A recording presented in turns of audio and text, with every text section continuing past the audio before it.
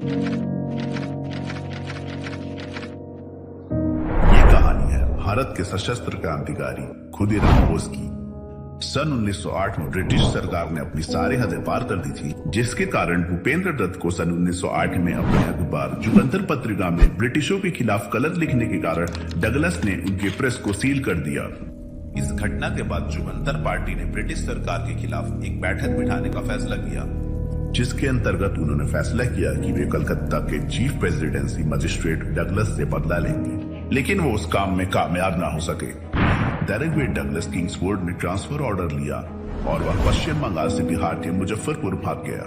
लेकिन इसी बीच जुगंतर पार्टी ने उसका पता लगा लिया और दो स्वतंत्रता सेनानी खुदीराम बोस और प्रफुल्ल चाकी को एक लक्ष्य को अंजाम देने के लिए उन तक भेजा। अप्रैल सन 1908 में वे दोनों स्वतंत्रता सेनानी 3 पिस्तौल और एक देसी बम के साथ मुजफ्फरपुर पहुंचे। वो हर शाम 6 बजे के आसपास उसका पीछा करने लगे और उसके घर पर नजर रखते थे। 2 दिनों के बाद काली माता का आशीर्वाद लेकर उन्होंने भारतीय इतिहास में एक बहुत ही महत्वपूर्ण कदम उठाया। उन्होंने डगलस की बग्गी पर बम फेंका और वहां से भाग गए। लेकिन दुर्भाग्य से खुदीराम भागते समय अपनी चप्पल उसी खेत में छोड़ गए। खुदीराम और प्रफुल्ल चाकी आधी रात को लगभग 24 मील दूर रेलवे लाइन से भाग गए और एक जंक्शन बिंदु से दोनों ने अपना अपना रास्ता अपनाया और चलना शुरू कर दिया। अगली ही सुबह खुदीराम एक चाय की दुकान पर आराम कर रहे थे, लेकिन अचानक से उसने देखा कि कुछ लोग उसी विषय पर बात कर रहे हैं। लेकिन उनमें से एक ने कहा, दोनों लड़के वास्तव में बहादुर हैं, लेकिन अपने मुख्य लक्ष्य से चूक गए। डगलस जीवित है।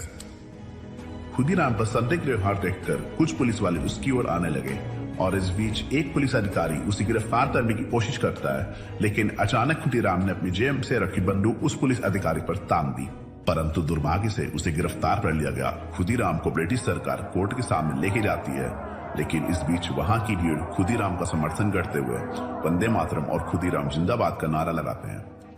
5 महीने के ट्रायल के बाद उसे मौत की सजा दी जाती है। 11 अगस्त सन 1908 को खुदीराम को फांसी दे दी गई, जब उनकी उम्र सिर्फ 18 साल 8 महीने 8 दिन यानी उनकी उम्र 18.6 साल थी।